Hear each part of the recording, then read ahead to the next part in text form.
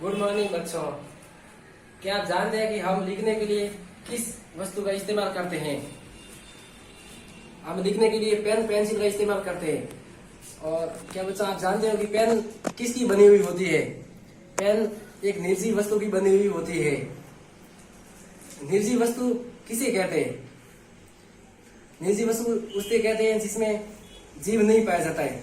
तो जिसमें जीव पाया जाता है उनको क्या कहते हैं? तो बच्चों उनको सजीव कहते हैं। आज हमारा टॉपिक है सजीव। ऐसे जीव जिसमें जीव पाया जाता है उनको सजीव कहते हैं। सजीवों में मुख्यतः 4-5 लक्षण पाए जाते हैं। जैसे कि सजीव अपना पोषण करते हैं, मतलब भोजन ग्रहण करते हैं। भोजन करने में पशु पक्षी जीव जंतु और पेड़ पौधे भी शामिल होते हैं। सजीवों में श्वसन क्रिया होती है और सजीवों में जैसी होती है सजीव अपना विकास भोजन सजीव जीव होते हैं वो निश्चित वृद्धि और विकास करते हैं। सजीव वृद्धि करते हैं। जैसे कि कोई जंतु होता है तो वो पहले जब उसका जन्म होता है तो छोटे आकार में होता है, तब धीरे धीरे वो अपनी आयु को मतलब लंबाई में वृद्धि होती है। पेड़ पौधे छोटे होते हैं तो छोटा होता है उसको पौधा कहते हैं, और लंबाई में जब 2-3 साल बाद विकास हो गया तो वो पेड़ बन जाएगा। पेड़ के ऊपर फल फूल आते हैं और पौधे वो छोटा होता है उसके ऊपर सिर्फ फूल आता है और उसका लगभग 2-3 महीने उसका जीवन काल होता है। इसमें जीव होते हैं उसमें अनेक प्रकार के लक्षण होते हैं। जैसे कि अपने बैल हो गया वृद्धि। अब छोटा जीव होता है उसमें वृद्धि मतलब छोटे आकार में होता है और 4-5 साल में उसकी वृद्धि हो जाती है। और पशु उसमें जीव जैसे मान लो पशु आ गया तो पशु में धीरे धीरे विकास होता है। उसके बाद में होता है सजीव में विकास होता है जनन। सजीव जनन करते हैं। जनन क्रिया के द्वारा वो अपने शरीर के आकार के अनुसार दूसरे जीव को उत्पन्न करते हैं, उसे जनन कहते हैं। जनन पेड़ पौधे करते हैं और जीव जंतु दोनों भी करते हैं। पेड़ पौधों में किसी का अंकुरण होता है, उसके फूल के माध्यम से फल बनता है। फल के छोटे बीज उसके जमीन में उपजो के फल के आधार पर उनका विकास होता है। और जीव होते हैं वो जन्म के द्वारा अपने संतानोत्पत्ति करते हैं और अपने सामान्य जीव पैदा करते हैं। उसके अलावा होती है सजीव होती है गति। उसमें सजीव में जैसे मान लो जानवर जीव में आगे तो वो जानवर तो अपने एक स्थान से दूसरे स्थान में भोजन की तलाश में इधर उधर जाते हैं तो उनमें वो गति पाई जाती है। और गति में जैसे कि अब जानवर में आ गया गति। जानवर एक स्थान से दूसरे स्थान में भोजन की तलाश में जाता है तो उनकी गति होती है। और अब पेड़ पौधे में गति होती तो है और वो दिखाई नहीं देती है। जैसे पेड़ एक स्थान पर खड़े रहते हैं, लेकिन आपने देखा है कि सुई मुई का पौधा होता है वो सूर्य के प्रकाश के प्रति उद्दीपन क्रिया करता है और सुई मुई का प्रकाश उद्दीपन करता है। जब प्रकाश उसके ऊपर आता है तो सुई मुई का पौधा खिल जाता है, और जब प्रकाश पास में नहीं होता है तो वो अपने आप छोटा हो जाता है। और कोई पौधा होता है उसके ऊपर हाथ लगाते तो उसकी पत्तियां सिमट जाती है और हाथ हटाते ही वो वापस अपने स्तर के अनुसार हो जाती है। इसके बाद में चौथा लक्षण है अब गति के अलावा सजीवों में एक लक्षण होता है श्वसन क्रिया। अब श्वसन क्रिया तो पेड़ पौधे भी करते हैं और जीव जंतु भी करते हैं।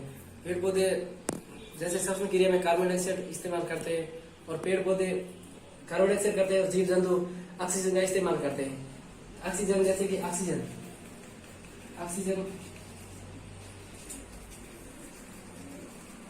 प्राणवायु है। ऑक्सीजन किसे प्राप्त होती है? पेड़ पौधों से।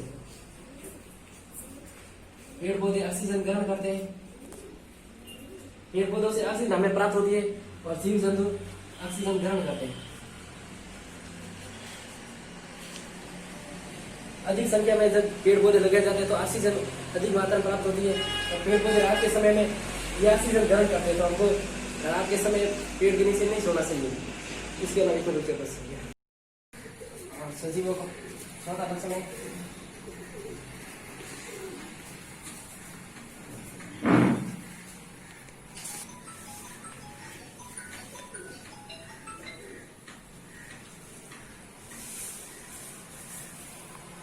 सजीवों का 4 नंबर लक्षण है उद्दीपन के प्रति अनुक्रिया।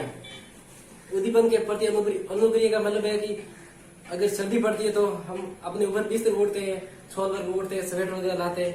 और पेड़ पौधों में यही होता है, ज्यादा सर्दी पड़ती है तो जैसे कि उनकी पत्तियां वगैरह खराब हो जाती है, बलय पड़ जाती है और हमारे को सर्दी जुकाम हो जाता है। तो फिर हम उसके प्रति मतलब वातावरण के प्रति अनुकूल रहना चाहते हैं। तो यही है सजीवों का उद्दीपन के प्रति अनुक्रिया। सजीवों का पांच नंबर लक्षण है उत्सर्जन। हमारे द्वारा किसी वस्तु को तैयार करना उद्दीपन कहलाता है। जैसे कि हम ऑक्सीजन तो ग्रहण करते हैं, ऑक्सीजन ग्रहण करते हैं और कार्बन डाइऑक्साइड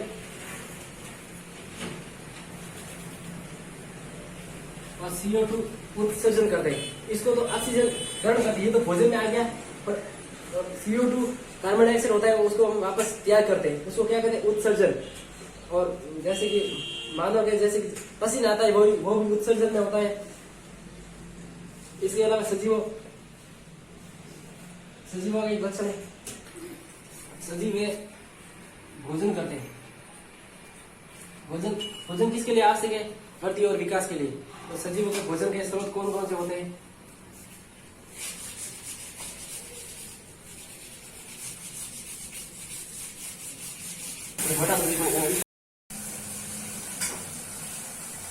अरे जी आप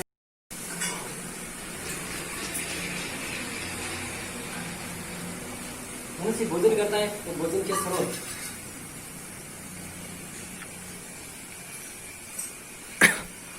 भोजन के स्रोत मान लो पहले नंबर है कार्बोहाइड्रेट।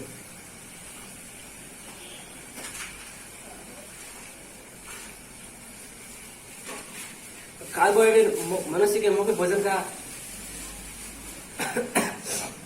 मुख्य भोजन के स्रोत। जैसे कि कार्बोहाइड्रेट हमें ऊर्जा देता है। उसके अलावा प्रोटीन, वसा, खनिज लवण, जल और विटामिन। दो नंबर है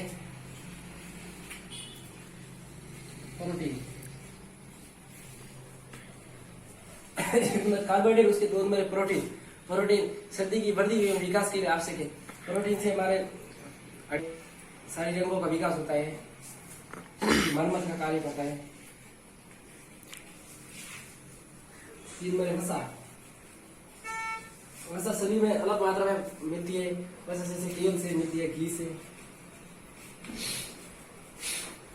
वसा की शरीर में वसा की चर्बी की परत जमा हो जाती है। वसा जैसे कि शरीर को अनुकूल बनाने करती है, तापमान के अनुकूल। ज्यादा सर्दी होती है और गर्मी होती है तो उनको शरीर के अनुकूल बनाने के लिए वसा एक तरह से सुरक्षा आवरण का काम करती है। और खनिज लवण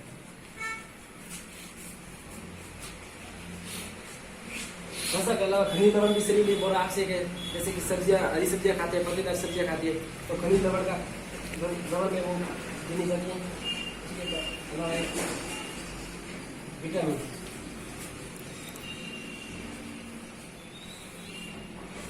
विटामिन शरीर में अलग अलग कार्य करता है। जैसे विटामिन ए होता है जो आंखों के लिए लाभदायक है, सूर्य का विटामिन होता है। सी प्रोटीन होता है, वो डी होता है, वो भी बहुत आवश्यक होता है। विटामिन खाने से जैसे कि जल, शरीर में भोजन करते हैं तो इन सभी अवयवों के अलावा जल भी बहुत जरूरी है। जल ही जीवन है। जल भरपूर सभी का विकास होता है। जल नहीं पीते तो शरीर का तापमान गिर जाता है और स्वास्थ्य पर नुकसान जल भी स्वस्थ पीना चाहिए। ये मुख्य भोजन के स्रोत। तो बच्चों में आपके सामने भोजन के स्रोत के माध्यम से एक प्रकट करना चाहता स्रोत 60 लाना चाहता हूँ।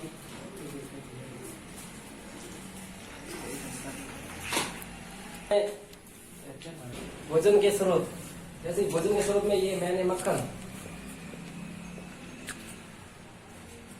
के अलावा तेल, ये सब वसा के स्रोत है।